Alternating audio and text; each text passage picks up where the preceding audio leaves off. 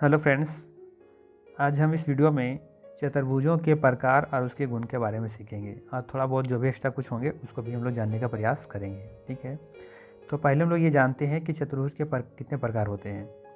Generally देखा जाए तो चतुर्भुज के हम 6 देख सकते हैं, 6 प्रकार देख सकते हैं। वो कौन कौन है, तो चलिए देख लेते हैं कौन कौन हो सकते हैं। एक तो हमारा ये आयत हो सकता है। ठीक है, क्या हो सकता है? आयत हो सकता है। आयत नहीं, इसको हम वर्ग कहेंगे। ठीक है, इसे हम लोग क्या कहेंगे? वर्ग। ठीक है, और वर्ग का ही एक दूसरा रूप होता है। कह सकते हैं कि वर्ग का ही एक दूसरा रूप इसलिए हम कह रहे हैं क्योंकि अगर ये मान लेते हैं कि यदि इस जगह से यहाँ से अगर इसको अगर प्रेस कर रहे हैं, धक्का लगाते हैं, तो ये झुक जाएगा। झुकने से क्या बन जाएगा? ये उसी आकृति का सेम कुछ, बस हल्का सा जब धक्का लगाएंगे तो ये झुक जाएगा दूसरी तरफ। अगर इधर से धक्का लगाएंगे इस साइड तो ये इधर आके झुक जाएगा। तो मतलब ये कहीं ना कहीं ये वर्ग का ही एक आकृति है ये वाला। ठीक है, इसीलिए इसका हम नाम देते हैं समचतुर्भुज। क्या नाम दे देते हैं? समचतुर्भुज। ठीक है, याद रखिएगा वर्ग से ही बना होता है हमारा समचतुर्भुज। ठीक है, चलिए आगे देखते हैं। एक होता है हमारा, इसको हम इधर कर लेते हैं और ये वाले को इधर कर लेते हैं। चलिए ठीक है, अब समझते हैं। ये हमारा हो जाएगा आयत। ये क्या है?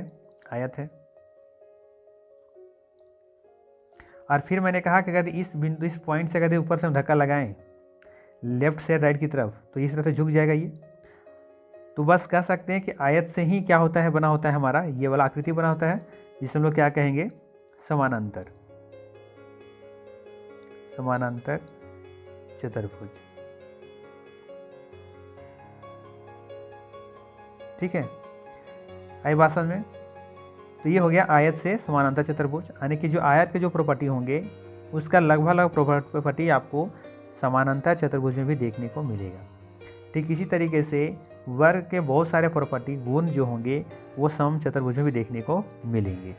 ठीक है, इसके बाद दो और कौन कौन हो सकते हैं? तो दो जो और होते हैं, इस वीडियो में हम उसके बारे में चर्चा फिलहाल नहीं करेंगे, बट हम देख लेंगे कौन कौन है। जैसे एक होता है समलम। क्या होता है?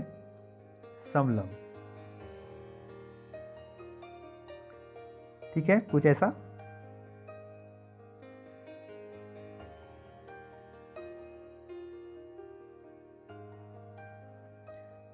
ये हमारा हो गया समलम। चलिए ठीक है, ये हो गया हमारा समलम। और एक होता है पतंग, काइट जिसको बोलते हैं। ठीक है, तो ये दो आकृति और भी होते हैं। तो ये टोटल कह सकते हैं चतुर्भुज के 6 प्रकार हो सकते हैं। ठीक है, एक होता है वर्ग, एक समचतुर्भुज, एक आयत, एक समानांतर चतुर्भुज और एक समलम और एक हमारा ये पतंग। ठीक है, इसको मैं लिख देता हूँ। ये हमारे लिए है पतंग, इसको काइट कहते हैं आप। और ये है समलम। ठीक है, समलम में क्या होता है? समलम में एक युग्म क्या होता है? पैरेलल होता है। कोई भी किसी भी चतुर्भुज का एक युग्म यदि पैरेलल हो जाए तो उसमें लोग क्या कहते हैं? समलम चतुर्भुज कहते हैं, है ना। ध्यान रखिए, इसे मान लेते हैं कि ये दोनों क्या है?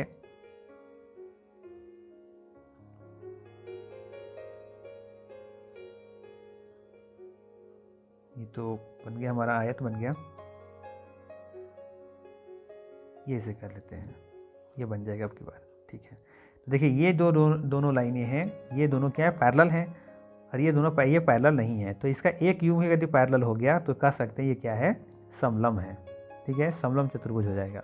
और पतंग का नियम है कि संगत जो भुजा है, संगत भुजा जो है वो क्या होना चाहिए? बराबर होना चाहिए। ठीक है, आई बात समझ में? तो ये पतंग का नियम है। तो फिलहाल हम लोग इसके ये दो के बारे में चर्चा नहीं करेंगे, हम लोग अभी सीखेंगे सिर्फ ये 4 के बारे में।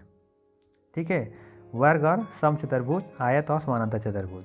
तो इससे पहले कुछ फैक्ट सीख लेते हैं कि आखिर चतुर्भुज का क्या क्या जो नियम होते हैं जो हमें क्लास 6 में पढ़ाया जा रहा है। क्या क्या पढ़ाया जा रहा है? पहला तो ये पढ़ाया जा रहा है कि कोई भी चतुर्भुज हो जिसके आंतरिक कोणों का योग कितना होता है, ये पता होना चाहिए। कितना होता है? 360 डिग्री। 360 डिग्री होता है। ठीक है, आंतरिक कोणों का योग जो होता है वो 360 होता है। ये 4 कोणों का जो योग होता है वो क्या होता है? 360 डिग्री होता है। ये तो पता होना चाहिए, सबको पता भी होता है, ठीक है। साथ ही साथ इसमें 4 भुजा होते हैं, 4 भुजाओं वाले को हम क्या कहेंगे? चतुर्भुज कहेंगे।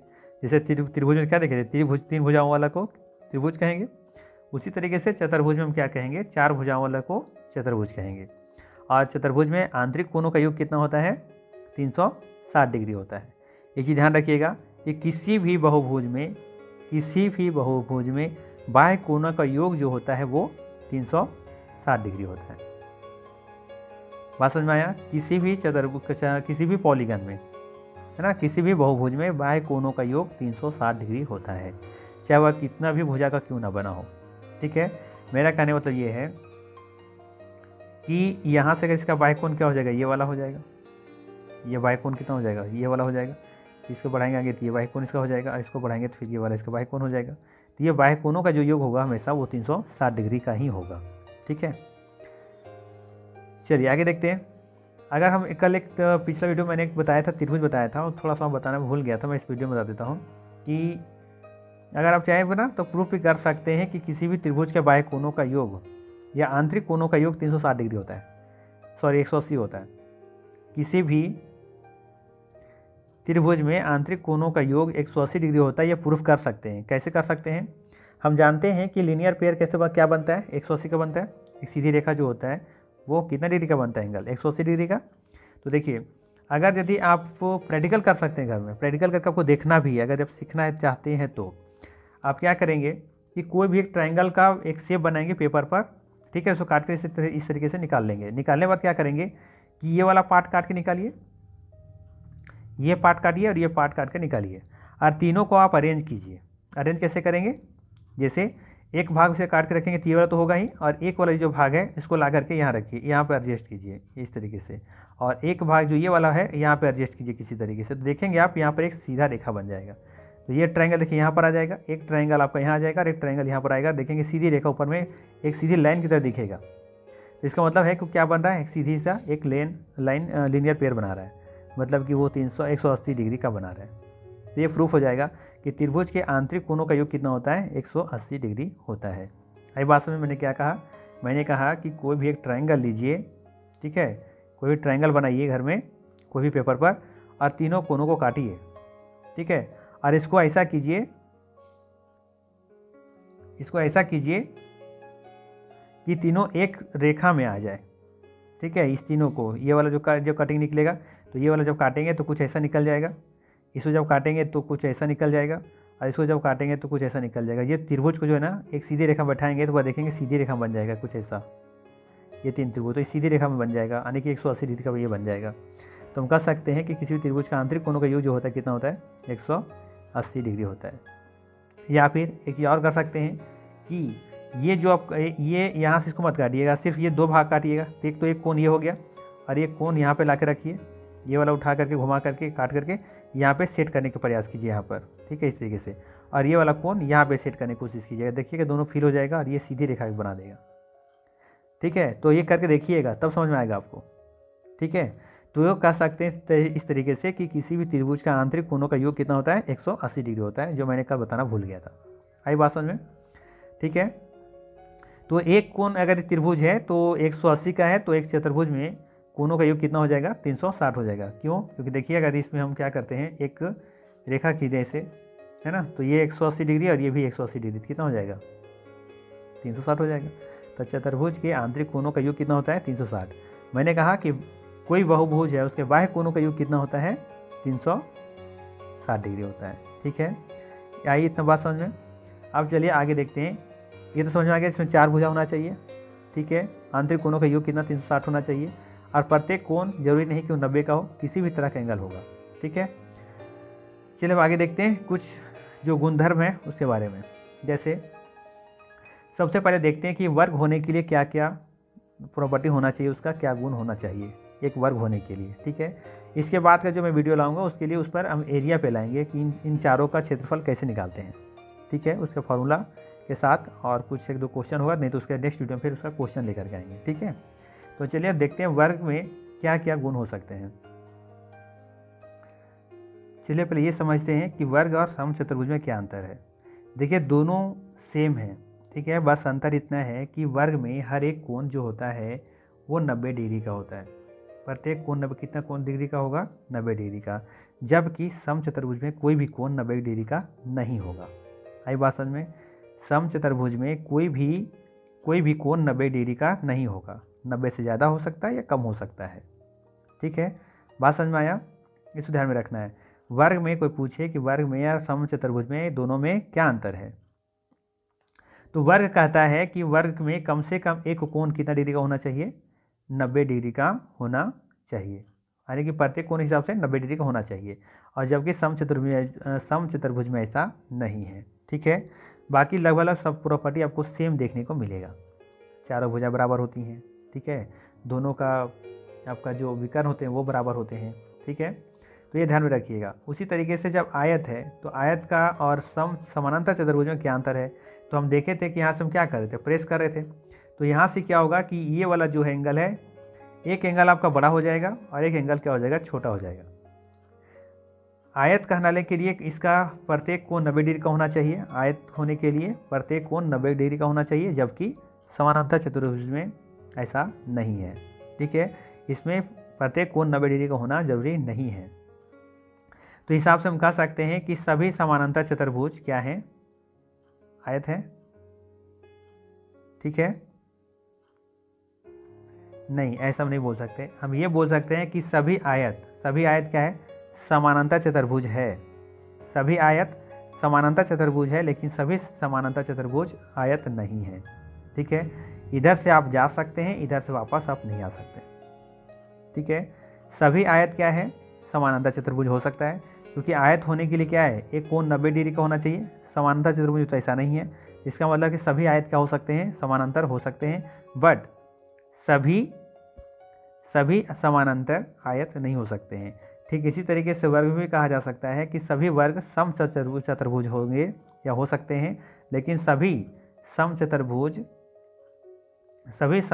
वर्ग नहीं हो सकते। क्योंकि इसलिए नहीं हो सकते क्योंकि वर्ग होने के लिए हमें चाहिए 90 डिग्री का कोण, और समचतुर्भुज में 90 डिग्री का होता नहीं है। लेकिन वर्ग हम होता है क्या, 90 डिग्री का। ठीक है, तो बाकी इसका जो गुण है, समचतुर्भुज जो भी गुण है, सारा गुण इसमें है, यानी वर्ग में है। इसलिए हम कह सकते हैं कि सभी वर्ग क्या है, समचतुर्भुज है, लेकिन सारा समचतुर्भुज वर्ग नहीं होगा। आई बात समझ में? सिंपल सा कॉन्सेप्ट में आई बात समझ में, तो ये ध्यान रखिएगा। अब क्यों नहीं होगा समझ में आया? क्योंकि सभी समचतुर्भुज लिए वर्ग नहीं होंगे, क्योंकि वर्ग होने के लिए कंडीशन है कि प्रत्येक कोण 90 डिग्री का होना चाहिए, जो कि नहीं होगा समचतुर्भुज के पास। लेकिन वह सभी वर्ग क्या होंगे, समचतुर्भुज होंगे। क्यों होंगे? क्योंकि वर्ग में जितने गुण हैं उससे कम ही गुण किस में चाहिए, समचतुर्भुज में चाहिए, है ना। जैसे कि समचतुर्भुज होने के लिए क्या चाहिए, चारों भुजाएं क्या होनी चाहिए, बराबर होनी चाहिए, तो वर्ग में भी बराबर होता है ना। आमने सामने की भुजा बराबर होनी चाहिए तो भी बराबर होता है। सभी दोनों युग्म जो होते हैं पैरेलल होना चाहिए, तो वर्ग में भी होता है, इसमें भी होता है ना। अब समचतुर्भुज में 90 डिग्री का भी हो जाए तो बस यही है कि अगर समचतुर्भुज में 90 हो जाए तो क्या कहलाएगा, फिर वर्ग हो जाएगा फिर वो। लेकिन ऐसा तो होगा नहीं, इसलिए याद रखिएगा, इधर से जा सकते हैं, इधर से वापस नहीं आ सकते। ये दोनों केस में यही फॉलो होगा नियम। ठीक है, चलिए आगे देखते हैं कौन सा नियम है। ये तो समझ में आ गया कि वर्ग से समचतुर्भुज बनाया गया है और आयत से समानांतर बनाया गया है। ठीक है, बाकी अगर कोई पूछे कि समचतुर्भुज में और समानांतर में क्या अंतर है, समचतुर्भुज में और समानांतर चतुर्भुज में क्या अंतर है, तो देखिए समचतुर्भुज में आमने सामने की भुजा बराबर होती हैं, साथ साथ चारों भुजाएं बराबर होती हैं। लेकिन समानांतर चतुर्भुज में आमने सामने की भुजा बराबर होती हैं, लेकिन चारों भुजाएं बराबर नहीं होती हैं। समानांतर में आमने सामने की भुजा बराबर होती हैं, लेकिन चारों भुजा बराबर नहीं होती हैं। तो इस हिसाब से हम कह सकते हैं कि सभी समचतुर्भुज क्या हैं, समानांतर हैं। ठीक है, सभी समचतुर्भुज क्या हैं, समानांतर हैं, लेकिन सभी समानांतर समचतुर्भुज नहीं है। क्यों नहीं है? क्योंकि सभी समानांतर चतुर्भुज समचतुर्भुज तभी होगा जब उसे चारों भुजा बराबर हो जाए, तो समानांतर तो सभी तो भुजा बराबर नहीं होती। ठीक है, और समानांतर का क्या नियम है, ये सिर्फ कहता है भैया कि आमने सामने की भुजा बराबर होनी चाहिए। समानांतर चतुर्भुज कहता है कि सिर्फ आमने सामने की भुजा बराबर होनी चाहिए।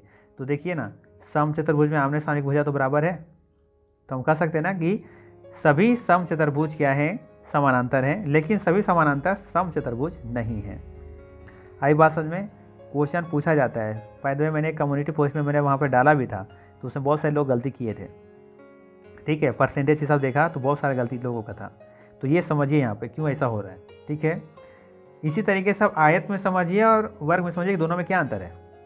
देखिए, इसमें वर्ग क्या नियम है कि चारों भुजा क्या होती हैं, बराबर होती हैं। ठीक, आयत क्या कहता है? आयत कहता है कि भैया आमने सामने की भुजा सिर्फ बराबर होनी चाहिए और सामने सामने का युग्म पैरेलल होने चाहिए। इसमें भी आमने सामने का पैरेलल होना चाहिए। पैरेलल तो इसमें भी दोनों होना चाहिए। ठीक है, तो पैरेलल तो सभी में है, पैरेलल तो चारों भुजा में दिख रही है। ठीक है, कोई दिक्कत नहीं है। लेकिन यहाँ पर क्या कह रहा है, वर्ग में कह रहा है कि चारों भुजाएं बराबर होनी चाहिए, और आयत कह रहा है कि भैया आमने सामने की भुजा सिर्फ बराबर हो जाए तो हम आयत कहलाएंगे। ठीक है, तो हम क्या कर सकते हैं कि सभी जो वर्ग है वो क्या है, वो आयत भी है। सभी वर्ग को हम आयत भी कह सकते हैं। क्यों कह सकते हैं? क्योंकि आयत इसलिए कह सकते हैं क्योंकि आयत कहता है कि आमने सामने की भुजा बराबर हो जाए, तो आयत में आमने सामने की भुजा तो बराबर है ही है। लेकिन सभी आयत जो है वो वर्ग नहीं होगा। क्यों नहीं होगा? क्योंकि वर्ग कहलाने के लिए चारों भुजाएं बराबर होनी चाहिए। आयत में है नहीं है, आमने सामने की भुजा सिर्फ बराबर है। बात समझ में आया? तो यहाँ पे देखिए, मैंने इधर गया, वापस नहीं आ पाया। यहाँ पे देखिए, वापस आए लेकिन वापस नहीं जा पाए। ठीक है, यहाँ भी मैंने ऊपर से आया, नीचे वर्ग से आयत आया, लेकिन आयत से वर्ग की तरफ नहीं जा पाया।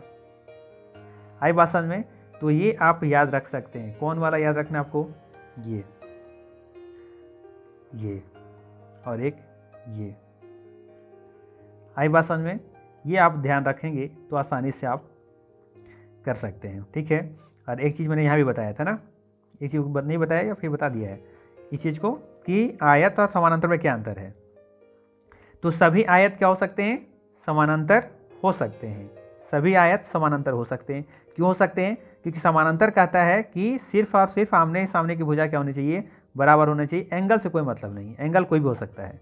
लेकिन आयत होने के लिए प्रत्येक कोण 90 डिग्री का होना चाहिए। तो हम हिसाब से कह सकते हैं कि सभी समानांतर आयत नहीं हो सकते हैं।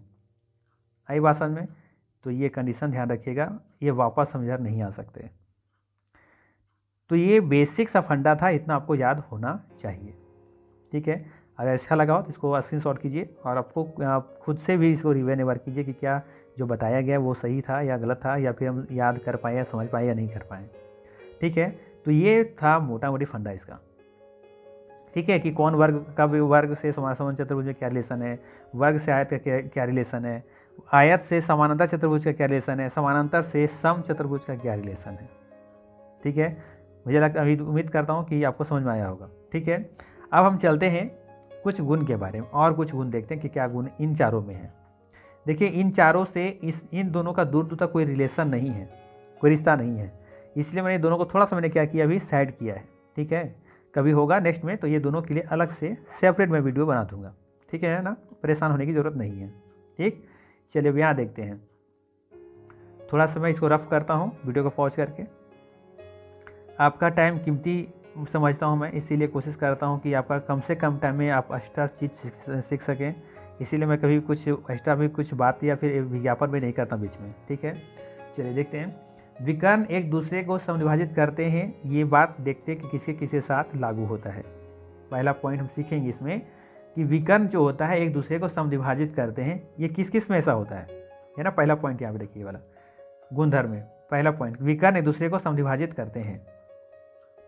समविभाजित मतलब क्या होता है? एक दूसरे को बराबर बराबर भागों में बांटना। जैसे मान लेते हैं कि मैंने यहाँ पे एक लाइन खींचा, ऐसे एक विकर्ण ये हो गया। ठीक, और दूसरा जब विकर्ण यहाँ से हम खींच रहे हैं ऐसा, ये वाली लाइन। ठीक है, तो यहाँ पे ये कह रहा है कि जब हम दो विकर्ण खींच रहे हैं तो ये कह रहा है पहला गुण में कि क्या करता है? समविभाजित करता है। समविभाजित मतलब करता है कि ये और ये दोनों क्या होगा? बराबर होगा, और ये वाला और ये दोनों क्या होगा? बराबर होगा। इसी का कहने का मतलब है कि जो विकर्ण होते हैं एक दूसरे को क्या करते हैं? समविभाजित करते हैं। विकर्णों को समविभाजित करते हैं। ये ध्यान रखिएगा, जो विकर्ण समद्विभाजित होता है वो सभी चतुर्भुजों के साथ लागू होता है। सभी मतलब यहाँ जो हम 4 बता रहे हैं।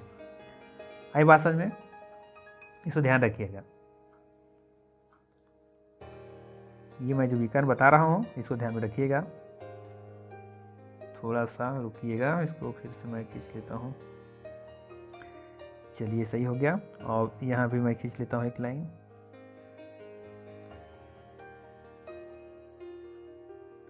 ठीक है, तो ये मेरा कहने का मतलब है कि फर्स्ट जो हमें गुण में पढ़ना है हमें कि विकर्ण एक दूसरे को समद्विभाजित करते हैं तो करते हैं, मतलब है ये और ये वाला बराबर होगा।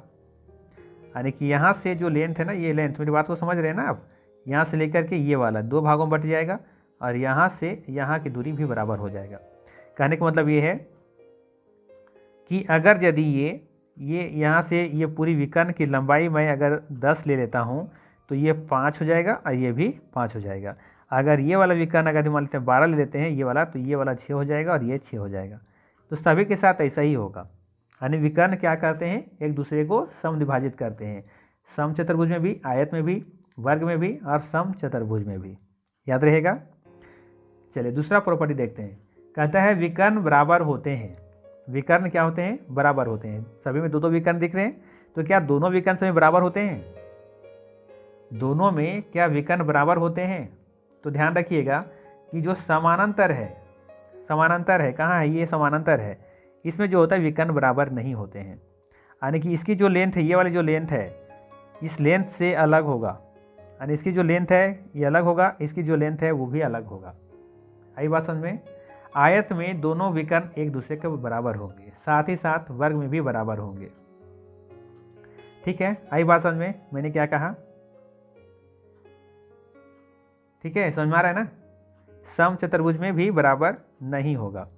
तो विकर्ण जो होते हैं, जो 2 विकर्ण होते हैं, एक तो मैंने देखा कि दोनों एक समद्विभाजित करते हैं, लेकिन हमने देखा यहाँ पे जो विकर्ण होते हैं जो बराबर होते हैं, किस में, वर्ग में और आयत में बराबर होते हैं, जबकि समचतुर्भुज में और समानांतर में बराबर नहीं होते हैं। अब क्यों नहीं होते, आप खुद से लॉजिक लगा सकते हैं। जैसे देखिए, थोड़ा सा शॉर्ट रिव्यू देखिए क्यों बराबर नहीं होता। जैसे ये वाला फिगर है और एक फिगर मैं और ले लेता हूँ, नीचे इधर बना देता हूँ मैं।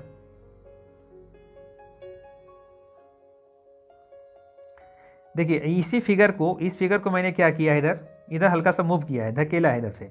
इधर से जब मैं धकेलूंगा इधर तो ये झुक जाएगा।